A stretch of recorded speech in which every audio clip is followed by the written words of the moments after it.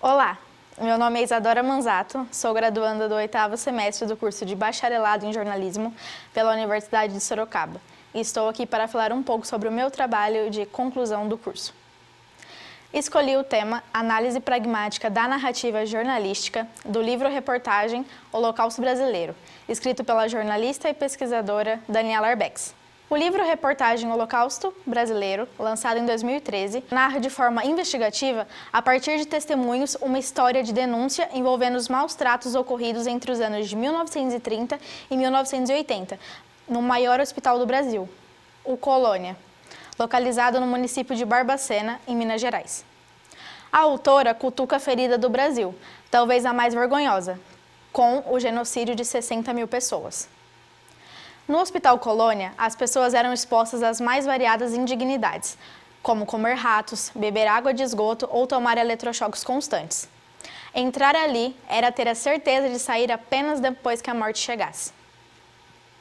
Tudo o que aconteceu foi um verdadeiro holocausto praticado pelo Estado, tendo a total conivência dos médicos, funcionários e da população.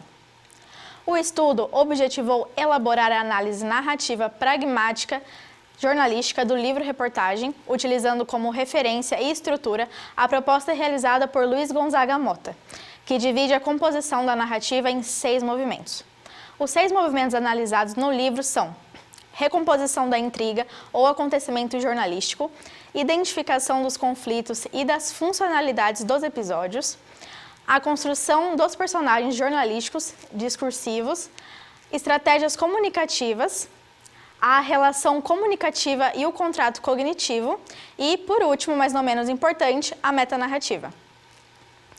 A relevância desse estudo consiste na análise das ferramentas jornalísticas utilizadas por Daniela Arbex para conseguir atrair e sensibilizar o leitor, envolvendo-o num discurso jornalístico, o qual foi elaborado a partir do estudo do uso da linguagem em situações concretas, considerando seu propósito comunicativo, a intenção do autor e o efeito sobre esse público-alvo.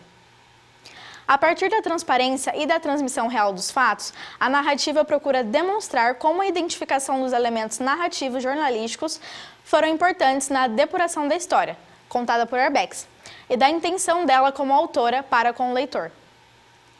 Para realizar essa pesquisa, eu utilizei como base o artigo Análise Pragmática da Narrativa Jornalística, desenvolvido pelo professor e pesquisador Luiz Gonzaga Mota, e o livro-reportagem Holocausto Brasileiro, da autora Daniela Arbex.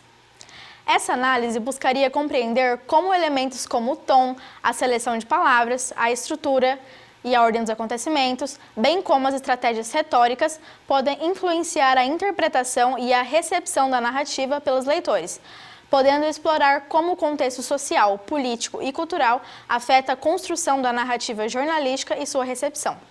Os resultados obtidos com essa pesquisa, com base nos 6 movimentos da narrativa, foram: a recomposição da intriga do livro envolve a exposição detalhada de casos específicos de pacientes e suas histórias, a revelação de práticas sistemáticas de maus tratos e os desrespeitos aos direitos humanos, relatados por médicos, funcionários e pacientes.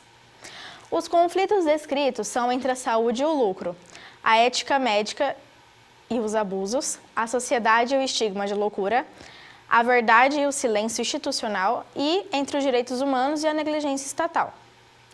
As personagens jornalísticas, em que são construídas de forma com que as vítimas deem voz às suas experiências e sofrimentos, com foco nas tentativas de resistência e as consequências devastadoras da negligência e da violência institucionalizada.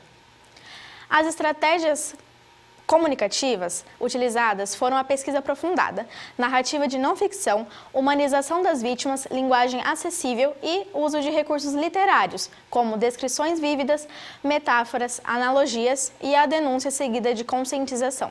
A autora estabelece uma relação comunicativa com o leitor ao apresentar as histórias dos sobreviventes, tendo uma linguagem direta e emotiva, com informações concretas e oficiais que chamam a atenção do leitor para a importância do tema.